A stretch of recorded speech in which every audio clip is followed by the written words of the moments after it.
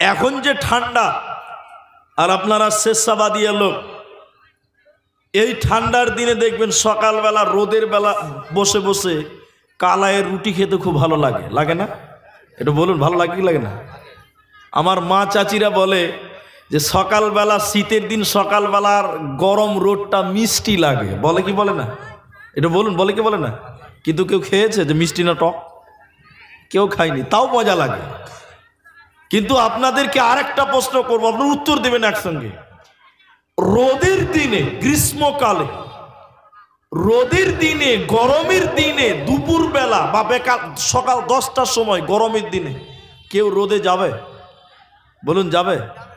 আমাদের দিকে লেবারেরা গরমের দিনে সকাল ফজরের পরে কাজ শুরু করে দুপুরে 12টায় ছেড়ে দেয়। কেন জানেন? রোদ সহ্য করা যাবে না, খুব কঠিন। এখন আপনাদেরকে কথা বলছি, উত্তর দিবেন একটু একটু করে, তাহলে বুঝাতে পারবো। এখন আপনাদেরকে বলি, গরমের দিন রোদ সহ্য করা যায় না, এই দেহ সহ্য করতে পারে না, তো উপর দিকে রোদের তাপ। এখন আপনাকে বলছি, সবাই বলুন তো, যার মাথায় যেটুকু আছে, আমাদের মাথার কত উপরে সূর্য আছে? কেউ বলতে পারবেন? পারবেন না। কোটি কোটি মাইল সূর্যটা উপরে রয়েছে। তো এত উপরে সূর্য থাকার পরেও আমরা আজকে এত নিচে আছি সূর্যর, তারপরও আমরা সূর্যের তাপ সহ্য করতে পারি? বলুন, পারি না। নবীজি বললেন, কিয়ামতের দিন সূর্য এত উপরে থাকবে না, এত উপরে থাকবে না, মানুষের মাথার 1 মাইল উপরে চলে আসবে। 1 কিলোমিটার উপরে অথবা 1 মাইল উপরে চলে আসবে মানুষের মাথার উপরে। যেদিন 1 মাইল উপরে চলে আসবে, সেদিন রোদের তাপ আমরা সহ্য করতে পারবো তো? বলুন, পারবেন তো? পারবো না।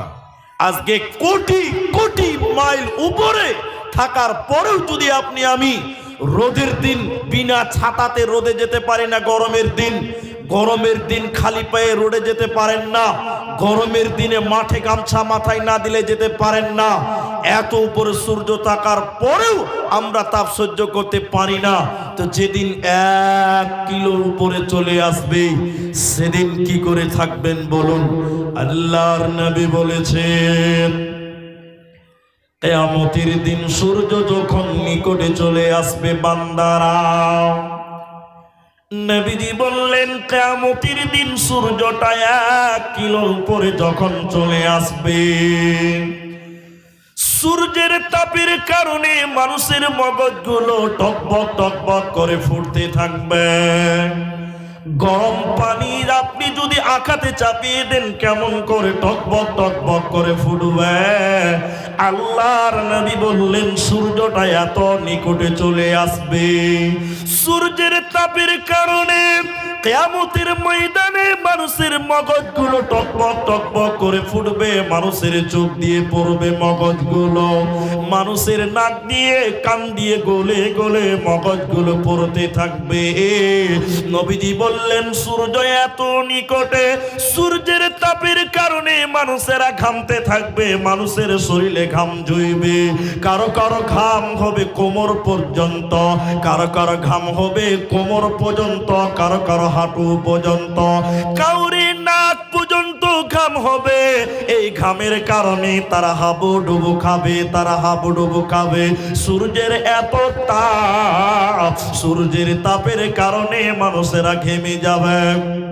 তো নবীজি বললেন, শুনে নাও, ওই কঠিন দিনে, কঠিন ময়দানে আল্লাহর নবী বলছেন, মানুষের মাথায় কোনো ছাতা থাকবে না, মানুষের পায়ে কোনো জুতা থাকবে না, মানুষের শরীরে কোনো জামা থাকবে না, উলঙ্গ হয়ে সূর্যের তাপে মানুষের চামড়াগুলো পুড়ে যাবে, মানুষের শরীরগুলো ঝলসে যাবে, কালো হয়ে যাবে, মানুষেরা উলঙ্গ হয়ে খালি পায়ে কিয়ামতের ময়দানে দৌড়ে দৌড়ে বেড়াবে, দৌড়ে দৌড়ে বেড়াবে আর বলবে, কি আছে আমাদেরকে বাঁচাও, আজকে সূর্যের তাপ সহ্য করা যায় না।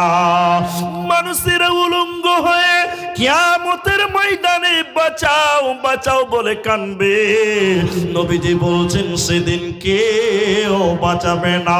সেদিন বাঁচানেওয়ালা একজন থাকবে, তিনি হলেন দয়াল মাবুদ স্বয়ং রব্বুল আলামিন। সেদিন তোমাদের বাঁচাতে পারে। যেদিন কোনো ছায়া থাকবে না, মানুষের যখন পুড়তে থাকবে, কিয়ামতের ময়দান যখন গরম তামায় রূপান্তরিত হয়ে যাবে, আল্লাহর নবী বলেন সেদিন একটা ছায়া থাকবে মুসলমান। ওই কিয়ামতের ময়দানে যেদিন সূর্যের তাপের কারণে মানুষেরা পালাতে চাইবে, বাঁচতে চাইবে, সেদিন একটা মাত্র ছায়া থাকবে মুসলমান। ওই ছায়াটা আল্লাহর আরশের ছায়া, আল্লাহর রহমতের ছায়া, আল্লাহর বরকতের ছায়া। বিশ্বনবী বলছেন কিয়ামতের ময়দানে আল্লাহ 7 প্রকার মানুষকে সেই জায়গায় স্থান দেবে। 7 শ্রেণী মানুষকে কিয়ামতের দিনে আল্লাহ তার আরশের নিচে স্থান দিবে মুসলমান। যারা আরশের নিচে স্থান পাবে, ওদের কোনো চিন্তা রবে না, রবে না। কিয়ামত যতই জটিল হোক না কেন, আল্লাহর রহমতের ছায়া, আল্লাহর বরকতের ছায়া তারা পেয়ে যাবে, ওদের কোনো চিন্তা রবে না, রবে না। আর যারা কিয়ামতের ময়দানে আল্লাহর আরশের নিচে স্থান পাবে না, ওদের কোনো উপায় রবে না, রবে না, রবে না। কি করলি তুই ভাবে এসে, মায়া জালে গেলি ফেসে, আজরাইলে সে ধরবে কোসে, কে বাঁচাবে তোর প্রাণ? ওরে মুসলমান তোরা হারাস না ঈমান, ওরে মুসলমান তোরা হারাস না ঈমান। যদি করিস না মাজরুজা, থাকবে না তোর পাপের বোঝা। যদি করিস না মাজরুজা, থাকবে না তোর পাপের বোঝা। মরণকালে পাবি রে তুই জান্নাতি আদান। ওরে মুসলমান তোরা হারাস না ঈমান, ওরে মুসলমান তোরা হারাস না ঈমান। অতএব যারা আরশের নিচে স্থান পাবে না, ওরা কিয়ামতে কামিয়াব হতে পারবে না, জান্নাত যেতেও পারবে না, পারবে না, পারবে না। একটু সাউন্ড দেন, কিচ্ছু করবে না, শুধু সাউন্ডটাই বাড়ান।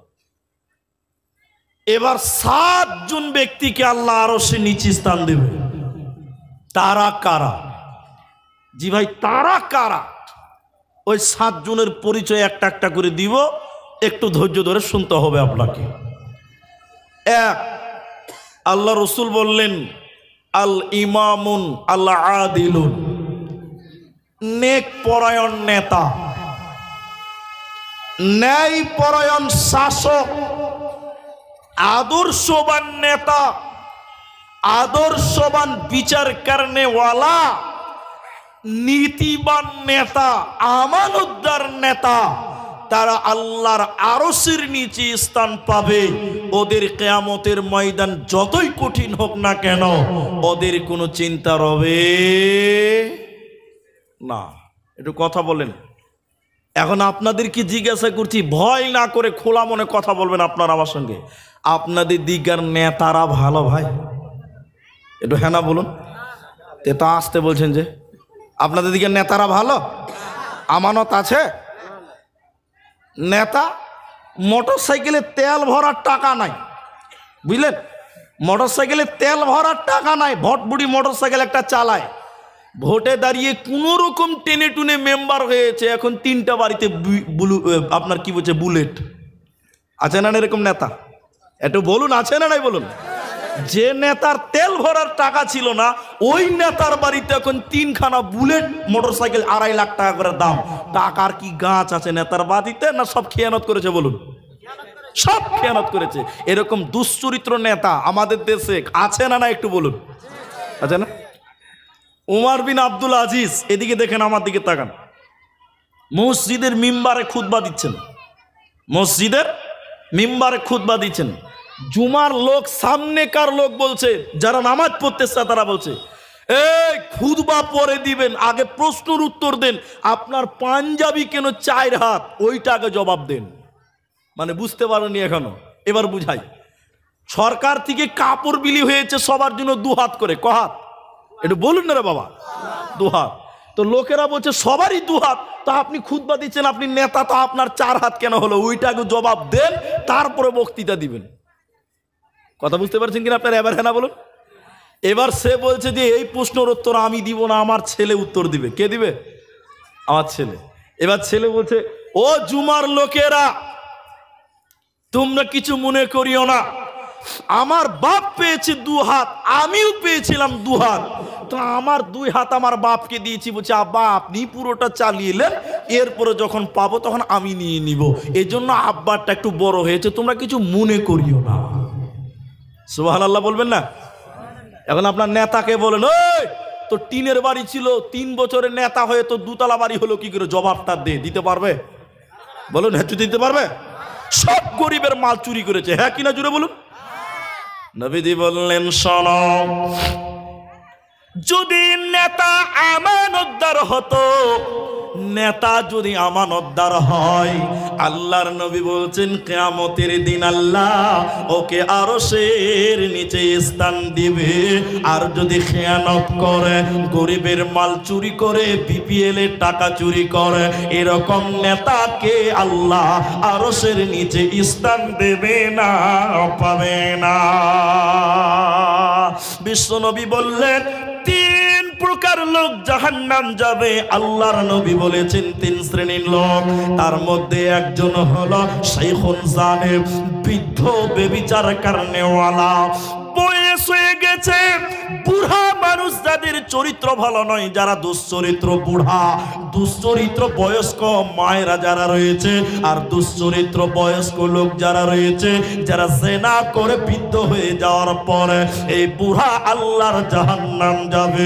বিশ্বনবী বলছে জান্নাতে যাবে না, যাবে না। দ্বিতীয় নম্বর, বিশ্বনবী বলেন মিথ্যাবাদী বাদশাহ। আমাদের উস্তাদগণ বলেছে এখানে বাদশাহ বললে চলবে না, কারণ এটা হলো গণতান্ত্রিক দেশ, এখানে রাজা বাদশাহ নয়, এখানে বলতে হবে মিথ্যাবাদী নেতা। যে নেতা মিথ্যা কথা বলবে ওই নেতাকে আল্লাহ আরশের নিচে স্থান দেবে না, ওই নেতাকে আল্লাহ জাহান্নাম দেবে, ওর কোনো উপায় রবে না, রবে না, রবে না। এই জন্য নবীজি বলছে উম্মতের আদর্শবান নেতা যদি সমাজে থাকে, ওই নেতাকে আমি নবীজি সুসংবাদ দিলাম, মরার পর আল্লাহ আরশের নিচে স্থান দিবে। আর যারা মিথ্যা কথা বলবে আল্লাহর জাহান্নাম যাবে, কোনো উপায় রবে না। এখন আপনারা খালি একটু খালি ইশারা দেন আমাকে, আমি বলছি যে আপনাদের নেতারা খারাপ, কোথাও তো খারাপ আছে। জি, আমি বলিনি যে করণদিঘির নেতারা খারাপ, এটা আমি বলছি না, কিন্তু দুনিয়াতে কোথাও কোথাও আছে।